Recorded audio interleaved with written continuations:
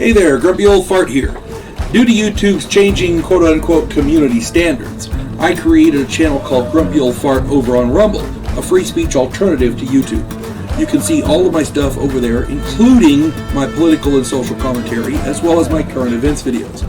The links to my YouTube and Rumble channels, as well as links to let you order my books, are in the description of this video.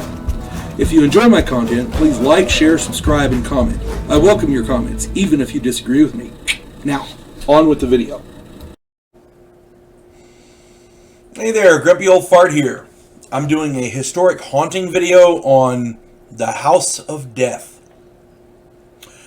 In Greenwich Village, on the west side of Lower Manhattan, sits an unassuming brownstone.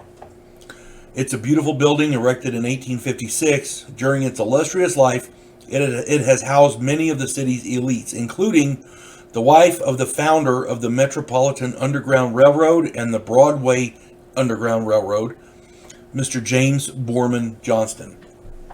He was influential in the city's literary and art world.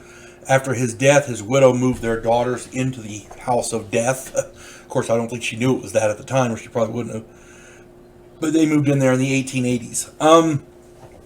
The first recorded incident of bad luck was in 1897.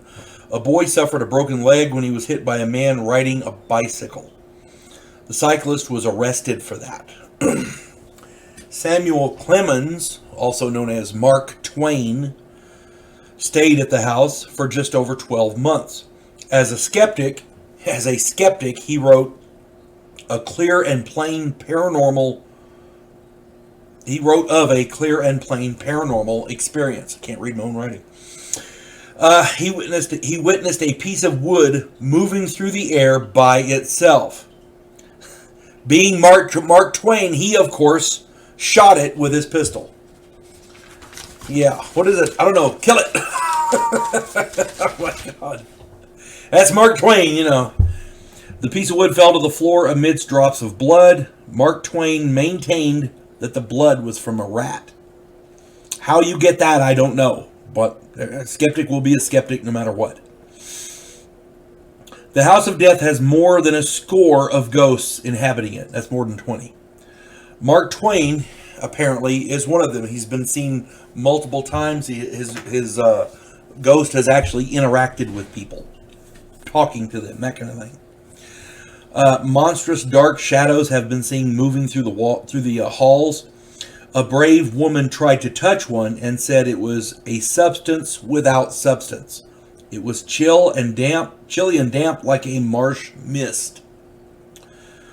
People have seen a woman in a white dress in several places in the building. The people have seen a gray cat moving through the corridors. A phantom gray cat.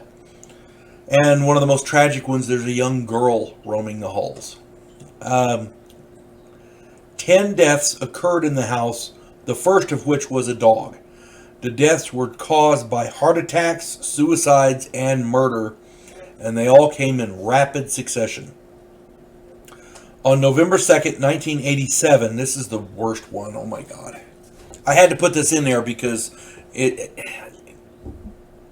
it's heart-wrenching, so be aware. On November 2nd, 1987, Lisa Nussbaum was murdered in the house. She was 6 years old.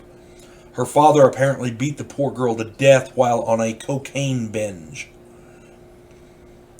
As a parent, that gets me.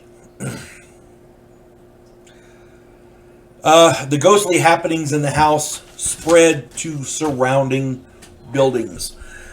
A ghostly female figure is often seen wandering in the corridors and nearby buildings as well.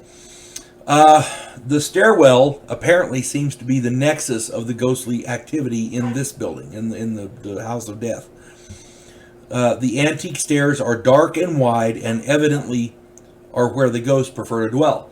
This is where the majority of the sightings are, and people have tried to go in and investigate, and all that ever comes out of it is, well, they're here, you know. Nobody's ever tried to really, go after it, so I don't know. The house is currently privately owned and occupied, and the current occupants continue to report ghostly happenings. Evidently, none of these ghostly happenings are apparently dangerous. That's the part that gets me. The part that I would be worried about is the monstrous dark shadows that have been seen moving through the halls. That part gets me. Now, this woman that apparently touched it, it didn't harm her. She just said it was a substance without substance and kind of felt chilly and damp, like a marsh mist. So I don't know what the hell that's about. I couldn't. That doesn't sound demonic to me, but yeah, I don't know. A dark shadow. I don't know. Rocked me to sleep tonight, let me tell you. But anyway, hope you found this enjoyable. You folks have a good day. God bless one and all. Clarissa Lowe, a historian from the future. Delmore Kane, a Civil War veteran turned outlaw. This oddball pairing faces a conspiracy of epic proportions spanning the centuries. If you like action and adventure westerns with a splash of science fiction and fantasy, check out my book series Drifters and their ongoing adventures.